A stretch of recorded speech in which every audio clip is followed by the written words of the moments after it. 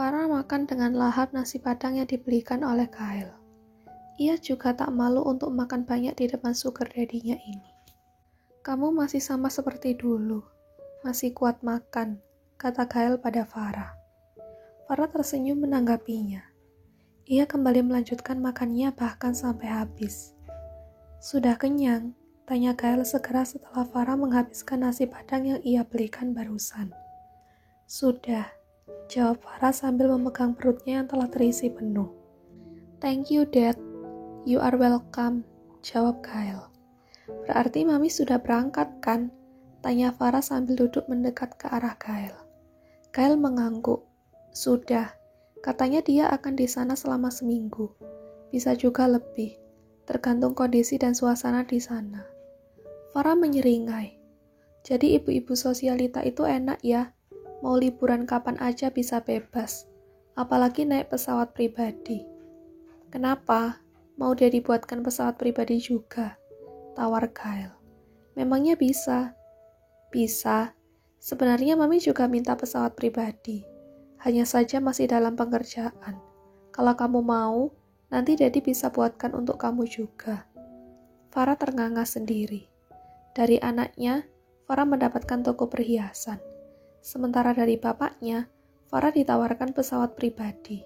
Sungguh nikmatnya menjadi sugar baby, bukan? "Apa nanti Mami tidak curiga, Dad? Membeli pesawat tentu biayanya sangat mahal. Bukannya nanti malah menimbulkan kecurigaan?" tanya Farah memastikan. Kyle mengibaskan tangannya di udara. "Tidak usah kamu pikirkan. Kamu tinggal terima beres nanti," kata Kyle dengan santai. "Asal Daddy bisa serapi mungkin menutupinya nanti." Farah langsung memeluk Kyle dari samping. "Pastinya," jawab Kyle sambil membalas pelukan Farah. "Apa Daryl tidak ada menghubungi kamu lagi?" tanya Kyle tiba-tiba. "Ada, tadi pagi dia sempat mengirim pesan, tapi tidak aku balas." "Balas saja dan tegaskan untuk putus," saran Kyle. Farah bergeming. Sejujurnya ada kesedihan dan juga rasa sakit yang masih tersisa di hatinya. Tapi bercampur juga rasa sayang pada Daryl yang sesungguhnya masih membekas. Tidak munafik kalau bukan hanya Daryl yang bersalah, tapi Farah pun juga sama. Mereka sama-sama berada di masa yang berat untuk tetap serius dan setia. Lagi-lagi seorang Farah harus bisa berperang dengan perasaannya. Dia terlalu baper dengan masa lalunya dengan Kyle. Juga terlalu mudah jatuh hati pada pesona Daryl. Tapi untuk saat ini, Farah membiarkan dirinya menikmati hari untuk menjadi perempuan simpanan lagi. Menikmati kepuasan surga duniawi beserta materi tak terbatas dari Daddy-nya. Daddy juga sudah meminta Daryl untuk tegas dengan dirinya. Usia Daryl masih muda, masih ingin menikmati masa muda yang panjang. Daddy tidak setuju kalau dia harus menikah muda. Apalagi menikahnya dengan kamu. Biar aja dia dekat dengan beberapa perempuan dulu, supaya bisa memilih mana yang terbaik. Lanjut Kyle. "Jadi aku dicoret dari list calon menantu Daddy begitu?" tanya Farah. "Sudah tentu, kamu tidak boleh menikah dengan Daryl." "Kalau begitu bagaimana kalau Daddy yang menikahiku?" Farah menantang Kyle balik.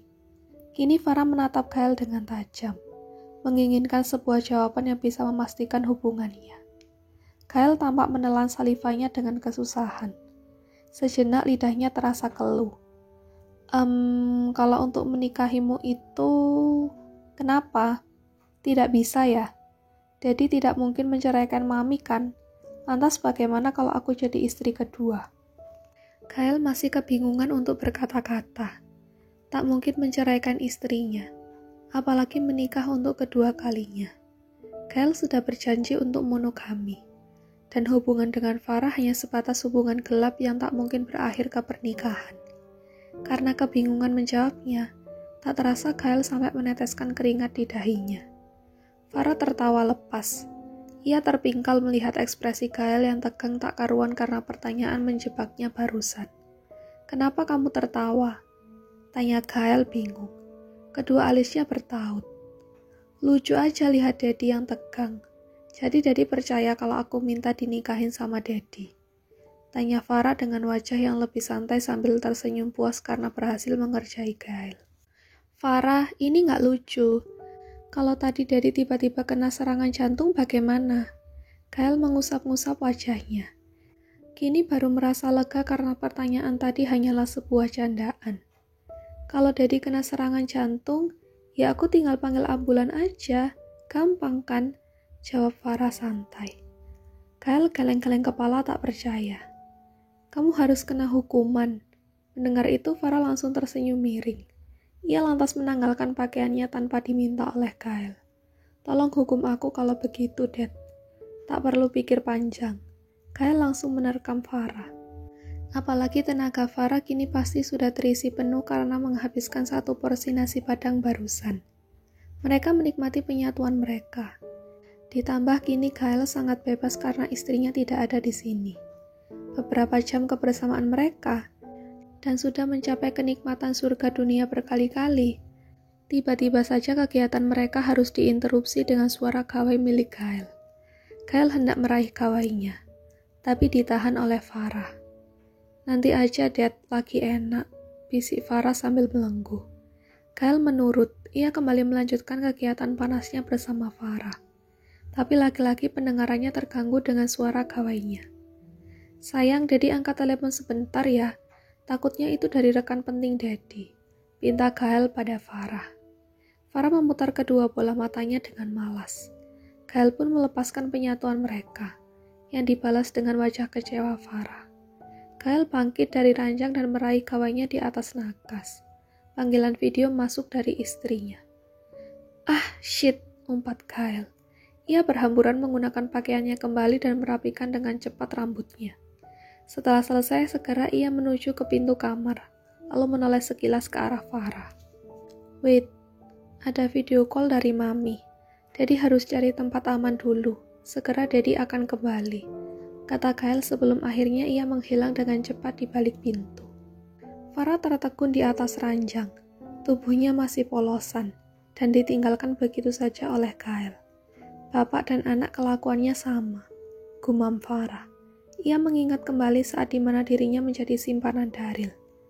Saat itu Daryl juga sering meninggalkan Farah secara tiba-tiba kalau Jessie menghubunginya. Sekilas bapak dan anak ini terlihat seperti budak cinta, padahal senang bermain api di belakang. Hanya saja cukup pandai menutupi asap.